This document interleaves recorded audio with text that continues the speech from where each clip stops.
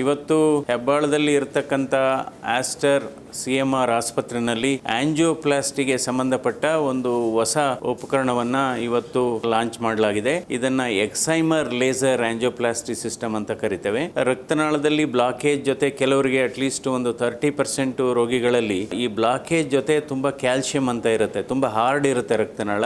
ಅದರ ಜೊತೆ ಇನ್ನು ಕೆಲವರಿಗೆ ಬ್ಲಡ್ ಕ್ಲಾಟ್ ಕೂಡ ಇರುತ್ತೆ. ಅದರಿಂದ ಇಂಥ ರಕ್ತನಾಳಗಳಿಗೆ ಆಂಜಿಯೋಪ್ಲಾಸ್ಟಿ ಮಾಡಬೇಕಾದ್ರೆ ಸಿಂಪಲ್ ಆಗಿ ಬಲೂನು ಆಂಜಿಯೋಪ್ಲಾಸ್ಟಿ ವರ್ಕೌಟ್ ಆಗೋದಿಲ್ಲ. ಸೊ ಅದರಿಂದ ಈ ಎಕ್ಸೈಮರ್ ಲೇಸರ್ ಸಿಸ್ಟಮ್ ಇಂದ ಈ ಲೇಸರ್ ಎನರ್ಜಿಯನ್ನ ನಾವು ಅದಕ್ಕೆ ಅಳವಡಿಸಿದಾಗ, ಈ ಕೆಥೆಟರ್ ಅಳವಡಿಸಿದಾಗ ರಕ್ತನಾಳ ಮೃದು ಆಗುತ್ತೆ, ಕ್ಯಾಲ್ಸಿಯಂ ಡಿಪಾಸಿಷನ್ ಎಲ್ಲ ವೇಪರೈಸ್ ಆಗುತ್ತೆ, ಆವಿ ಆಗುತ್ತೆ ಅಂತ ಹೇಳ್ತೀವಲ್ಲ, ಕ್ಯಾಲ್ಸಿಯಂ ಡಿಪಾಸಿಟ್ ಆವಿ ಆಗುತ್ತೆ. ಅದೇ ರೀತಿ ಪುಗಟ್ಟಿದ ರಕ್ತ ಕೂಡ ಆವಿ ಆಗುತ್ತೆ. ನಂತರ ಉತ್ತಮವಾದಂತ ಆಂಜಿಯೋಪ್ಲಾಸ್ಟಿ ಸ್ಟೆಂಟ್ ಚಿಕಿತ್ಸೆಯನ್ನ ನಾವು ಒದಗಿಸಬಹುದು. ಸೊ ಇಂಥ ಉಪಕರಣ ಕರ್ನಾಟಕದಲ್ಲಿ ಪ್ರಪ್ರಥಮ ಬಾರಿಗೆ ಆಸ್ಟರ್ CMR ಆಸ್ಪತ್ರೆಯಲ್ಲಿ ಬಂದಿರೋದು ರೋಗಿಗಳಿಗೆ ಉಪಯುಕ್ತ ಆಗಲಿದೆ. ವಯಸ್ಸಿನವರಿಗೆ ಹೃದಯಾಘಾತ ಆಗ್ತಿದೆ ಹೊರತು ಚಿಕ್ಕ ಮಕ್ಕಳಿಗಿಲ್ಲ. 2 ವರ್ಷ 3 ವರ್ಷ 6 ತಿಂಗಳು ಮಕ್ಕಳಿಗೆ ಆ ಕಾಯಿಲೆಗಳೇ ಬೇರೆ.